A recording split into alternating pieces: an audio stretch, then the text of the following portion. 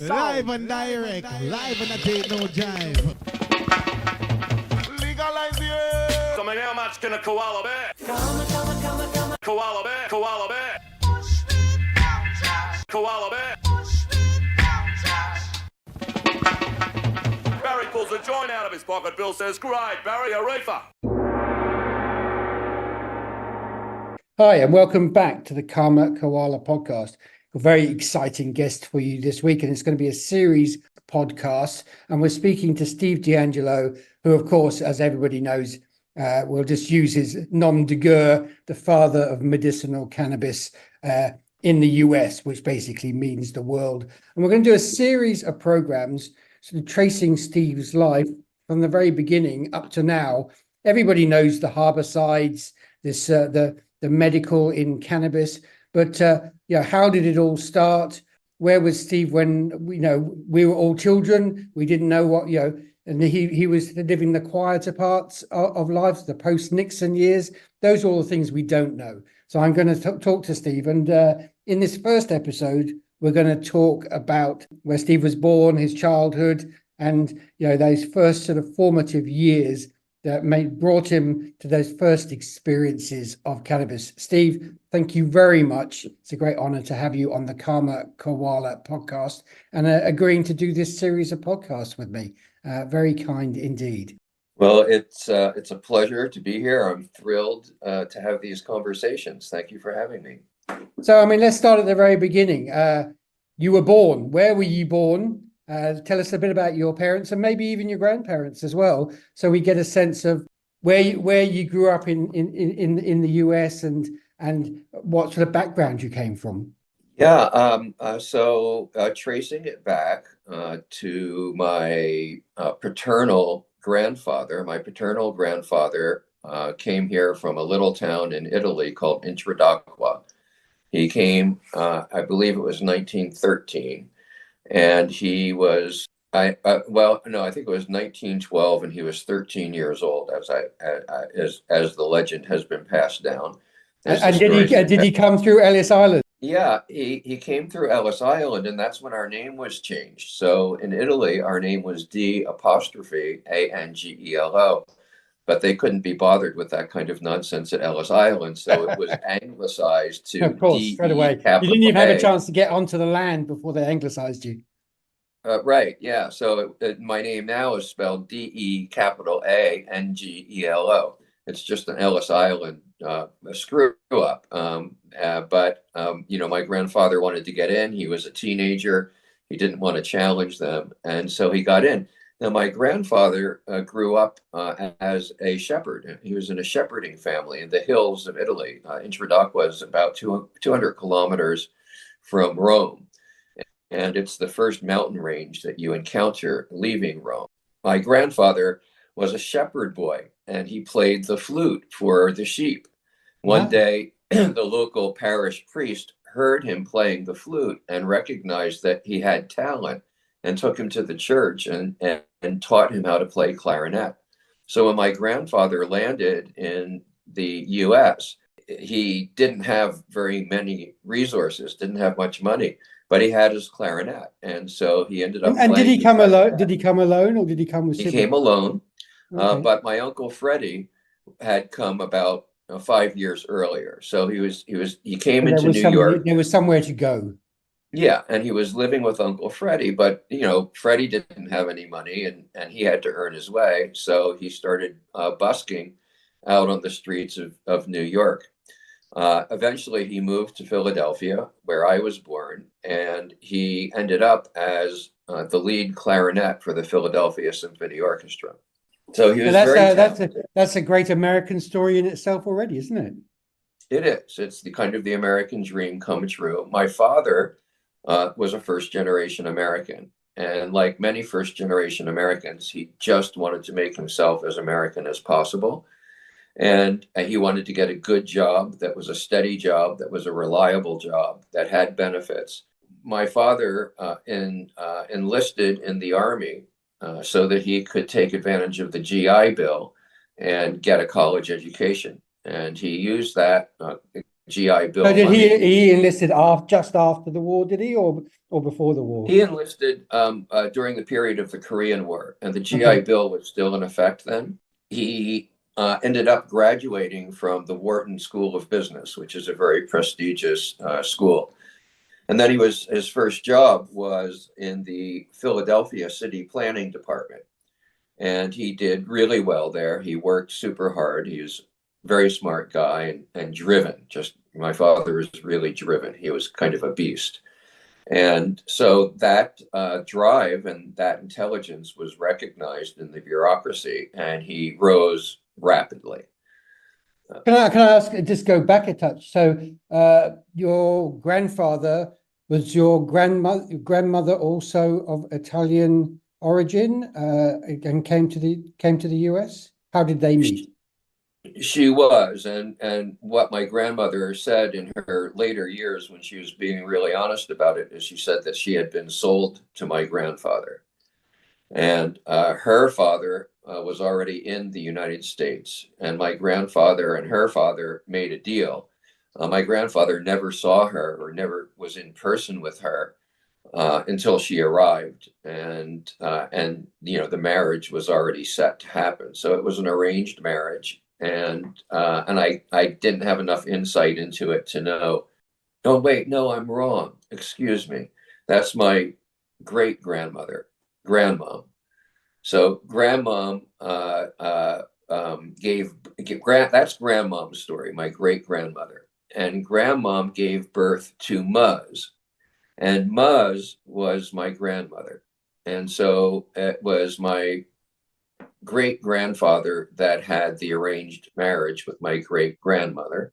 And so my grandfather, who emigrated here, married Muzz, who was a first generation American, but it's all solid Italian heritage on that side. So staying within the community always. Yeah, and so that Italian heritage really played a big role in my upbringing. When I was young, my parents would. Well, let me finish the story. So my father's second job was that he was recruited to come to Washington, D.C. JFK had just been elected president, and he put out a call for the best and the brightest to come to Washington to build a new America. And my father heard that call and engaged with the Kennedy administration, and they hired him to work basically as an economic development specialist. So there were a number of agencies over the years that he worked for, and they had a variety of different kinds of letters. The one that I remember best, I think, was EDA, the Economic Development Administration. And basically what my father did for most of his career was go into economically depressed communities and bring government money in to organize entrepreneurial activities. My father had a great entrepreneurial instinct, but he never was an entrepreneur himself. He always worked for the government, got a steady salary, didn't take the risk of being an entrepreneur because he had that first generation immigrant desire for stability. Yeah. And again, he was quite brilliant. He went into depressed communities all over the country, mostly in the Northeast, but not exclusively. And basically would go in and spend government money to build economic activity in those communities. And he was very good at it. He was a tough negotiator. He was a guy who got results. He demanded results. My father didn't fuck around at all. And but you grew up in a household that believed in socially helping the underprivileged. What in these days would be accused of being a socialist, probably, although really was a real Democrat in those days, I presume. Yeah, he was a New Deal Democrat. New Deal Democrat. Right. My parents lived through the Depression, and they saw the power of things like the Work Project Administration, the WPA, which was this incredible agency, and I'm sure my father would have worked for it if he had been old enough. So that was the context in which my father looked at at his career in Washington was, that kind of government stimulation of depressed economies worked. And he believed in that. Now, my father was also socially quite conservative. I ended up getting in terrible conflict with him around cannabis and psychedelics. And at one point in my life, I was estranged from him. I didn't speak to him for 3 years. So it was this kind of the years of the true generation gap between from the mid-60s through to the very late 70s, I suppose, really, if you think about it, wasn't it? Yeah. So let's for a moment just go back to my birth, because it is interesting, not so much for the place I was born, which was Philadelphia, or anything else about it, but the remarkable thing was that I was born at exactly 4:20 p.m. It's recorded on my birth certificate, and I didn't even know it, right? Because I never looked at my birth certificate. And when we were in the Harborside years, probably around 2008, I needed to organize all of my files, which were a complete mess, and I hired someone to help me do that. And I was working in one part of a large room, and she was over in the other part of it. It was a loft. And I heard this incredible peal of laughter. It was almost hysterical. And I was like, what, what's so funny? And she said, I can't believe this. This can't be true. And she brings me my birth certificate, and it says right there that I was born at 4:20 p.m. So I don't know how my mother managed to arrange that, but I will be eternally grateful. As they say, it's set in the stars. That's the only way you can explain it, isn't it? I was only 3 years old when we moved from Philadelphia to Washington, D.C. So my memories of Philadelphia are limited to the dog that I had there, and walking that dog, and visions of row houses. There's lots of row houses in Philadelphia, very small, little, narrow residences. And that's pretty much my memory of Philadelphia. You get to Washington, D.C., and you start primary school there?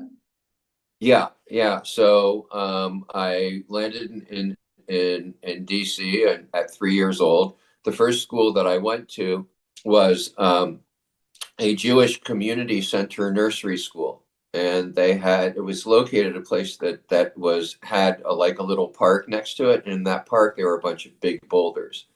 And the first time I started getting in trouble with school authorities was when I was climbing the boulders, and they didn't want me to go beyond a certain point. And of course, I wanted to go beyond that point because my animal instinct was teaching me to do that. Yeah. And so I got into some conflict there, and my mother was called, and we had to have a conversation about me climbing on the boulders with my mother present. And so that was my first experience of authority, was it? Yeah. And then the second school that I went to was Silver Spring Elementary School, which was in a suburb of Washington, D.C. that my parents had moved to, and SSI for short. And the second time I got into trouble was it wasn't the first day of school, but it was fairly early in the school year, and it was a rainy day, and it had rained really hard, and there were a bunch of puddles in the street, and then it subsided to a little mist, and that was the time that I had to walk to school from my house, which was about 2 blocks away from the school. And in those days, kids were allowed to walk to school unattended. And so as I was walking towards school, I didn't have any intention of skipping school, but I became entranced by the pattern that the rain that was still dropping made into the puddles. And I picked up some little rocks, and I started throwing the little rocks into the puddles and started watching the way that they made the water move, and really, just getting in touch with that. Again, my animal instinct. And so I ended up being quite late to school that day, and that was the second time that I got in trouble, and another conference with the school authorities. And so the pattern was set pretty early. But I mean, were there things even at a young age that you liked studying particularly, or did you just find school somewhere that created strictures for you? Yeah, I mean, looking backwards, most of the education in public schools in the United States really was to teach people obedience. It was more important that you go there on time, you go to the class, you say yes, ma'am, you complete your assignments, and that was what they were really uptight about. Now, the content of what you were producing and the content of what they were teaching, really, it was pablum. I mean, the version of American history that I got in school was extremely sanitized. And as I started studying American history as a teenager, alternative versions of American history, I felt totally betrayed and really angry. And this process started when I was still in my school years. Did you find yourself as a young child, did you enjoy reading and did you like to go to bookshops? Were your parents interested in taking you to bookstores where you could sort of leaf through things, or the library? I mean, was that a part of your childhood? Yeah, I mean, my mother made sure that I knew how to use the library and took me to the library, encouraged me to read. As a baby, she read many, many stories to me. So I was always a prolific reader. And there were many times that I would be in class at school and I was supposed to be doing whatever the assignment was. And I would hide the book that I was reading inside the book that they wanted me to read. And so to them, it looked like I was reading and I was being obedient, right? But I was actually really educating myself. So And I learned did you enjoy educating yourself on topics, or were you reading sort of boys' stories? What sort of thing, took your mind, as you started picking up on your reading? Well, I think that what took my mind most vividly was mythology. Was the story of the Greeks, all of the Greek mythology, the Mesopotamian mythology, talking about some of the origins of the world. So I was going pretty deep, pretty young. History, philosophy, mythology, that was really my focus from the beginning and to this So day. you weren't picking up Marvel comics and superheroes. You were No, with the original heroes, the Greeks and the Assyrians and the Babylonians, etc. Which is, of course, exactly. I presume anybody who authored a Marvel novel was also of exactly the same ilk, I would imagine, because that's where all those ideas come from anyway, don't they? Yeah, so I read the real books, and then later on, I would encounter comic book versions of what I had seen. In 1967, when I was in third grade, my Richard Nixon was elected president, and my father, by that point, was high up enough in the federal bureaucracy that he knew, because he was a Democrat, that he was going to be fired by Nixon. And so they proactively left the Economic Development Administration, or he left the Economic Development Administration and took a position with the Peace Corps. And that position was to be a Peace Corps administrator in a town called Hyderabad in India. And he had about 350 volunteers, young people who were actually in the Peace Corps doing the Peace Corps thing. I went from a place where there was television to a place where there was no television. Well, because that's what I was about to ask you about television. Had television already sort of instructed your life as a young child in the US, or did you not really engage with it? So that was probably a good time to leave, wasn't it? I wanted to engage with it very badly, but my mother was quite vigilant Oh, you about had one of TV. those as well, yes. Yeah. And so she restricted me to, I think it was 2 hours a day, if I remember. Well, that's more than I got. Yeah. But I wanted more, right? And so when I ended up in India, that television thing was interrupted. I think it was very beneficial. And my reading took on a little bit of a different nature because there weren't large libraries with English books in them. And so my parents ordered a encyclopedia. It wasn't the Britannica, but it was something like the something world encyclopedia. But it was this set of, I don't know, 20 books. I remember those. And when I was in India, that was one of my main reading sources. So I read the entire encyclopedia from beginning to end twice when I was in India. I also had a bunch of other books that were pretty serious and heavy mythology books that I was reading there. But that was in India was a place where I did start reading comics for a while, because there was a store. It was a bookstore. They had very few English books, but they had a whole pile of comics. And some of these comics were Brit comics. Some of them were American comics. And that was where I started seeing comic book versions of the same thing that I was learning in books. And I was like, I knew that I was learning the real thing. But I enjoyed the comics, and I probably read every comic that was in that shop. But did you start to also engage with the Indian mythologies and the Ramayana and those sorts of things at quite a young age, when you were in Hyderabad?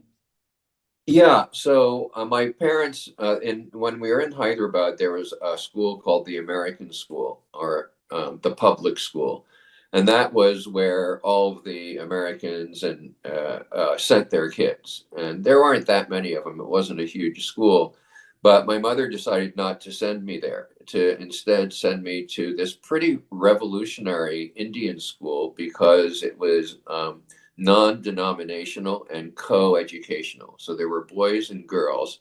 They did teach Hindu mythology, but it wasn't a Hindu school. And there were Muslim kids there, there were Hindu kids there were Jain kids there were Christian kids there.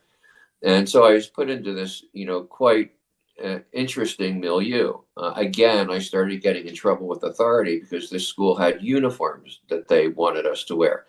And the uniforms were, part of them were these short pants, and they were the old Brit style short pants that were very big and starched. And, to my way of thinking, Obviously, I've been there, so I know exactly what you're talking about. Right.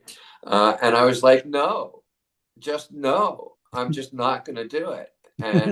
And so that led to multiple conflicts, multiple visits to the office, and more conflict with authority there. What was the teaching like at that school? I mean, how did they structure their day? I'm quite interested. So it was a combination of what I think is probably classic British stuff, because this is 1967. It's 20 years after independence, and the colonial culture is still deeply set.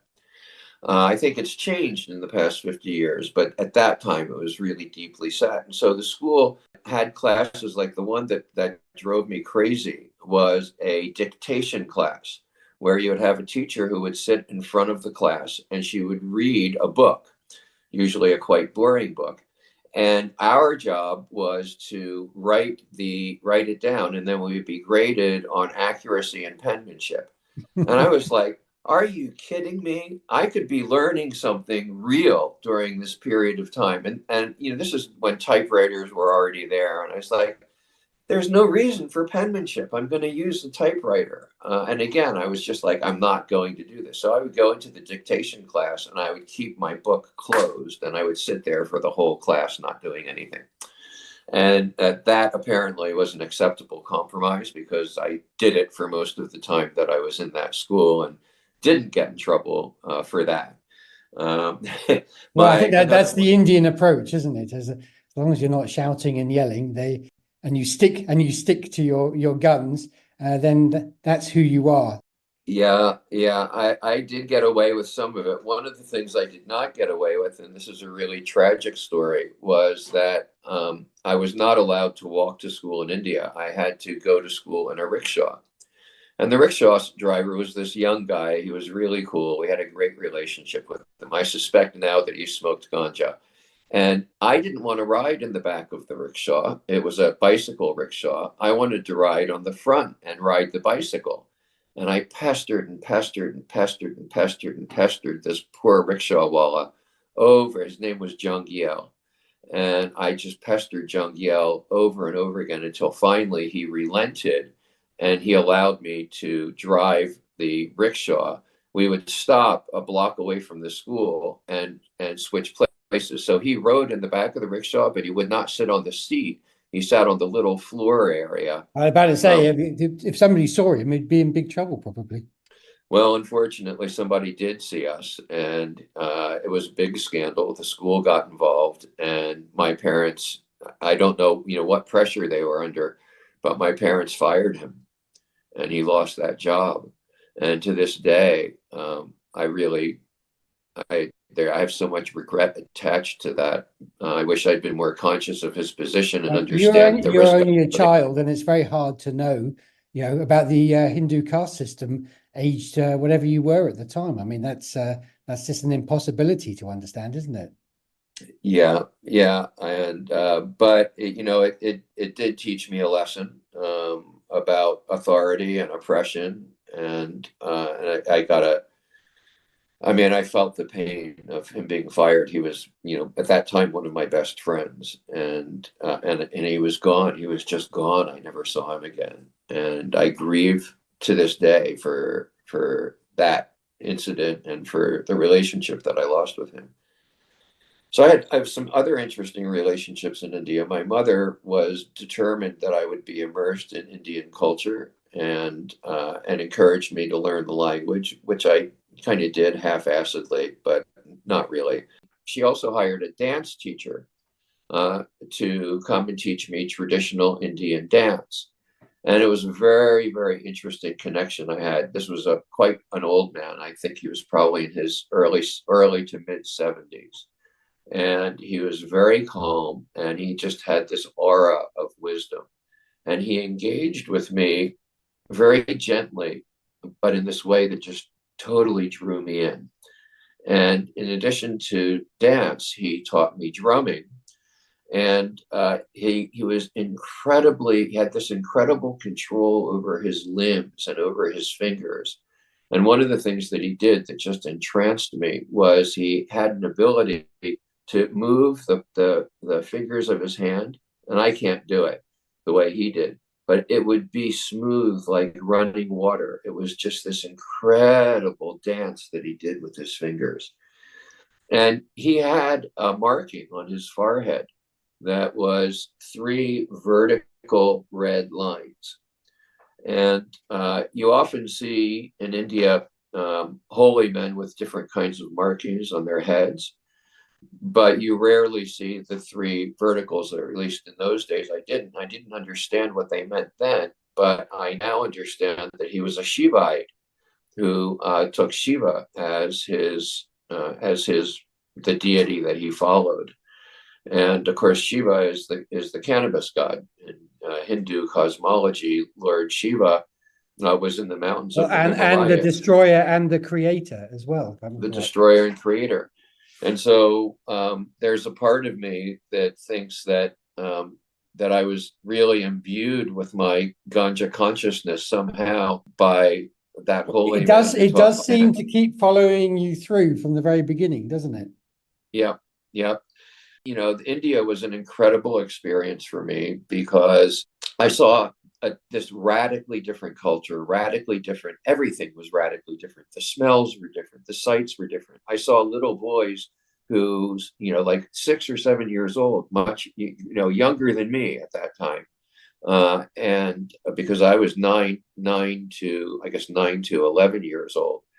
And I saw these little boys younger than me who had the responsibility for a herd of water buffaloes. And one of the things that just, I was entranced by was that these boys would walk around with big bowls to catch the poop of the water buffaloes, because we lived in a desert area or an arid area where there wasn't a lot of wood. And then they would take the manure and they would make it into patties and stick it on the sides of houses and other things and dry them out and then burn that manure as cooking fuel.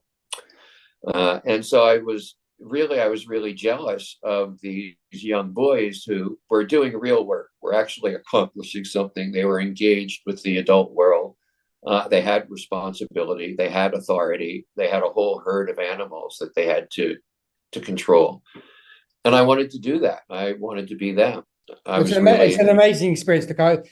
I grew up in the Caribbean as a small child between the age of 4 and 8. So not quite the same, but similar in understanding. You've grown up in a different culture, straight away, and you see other people who have to take a lot more responsibility than they're young than we do in our culture. So what India taught me was that culture can be a matter of choice, that the American way that I grew up with was not the only way. And so when I came back to the United States, I had this idea in my head, all right, that it doesn't have to be any one way. There's many different ways that a society can be organized. It's a matter of choice. Live and direct, live and a date, no jive. Legalize it. Coming how much can a koala bear? Koala bear, koala bear. Koala bear.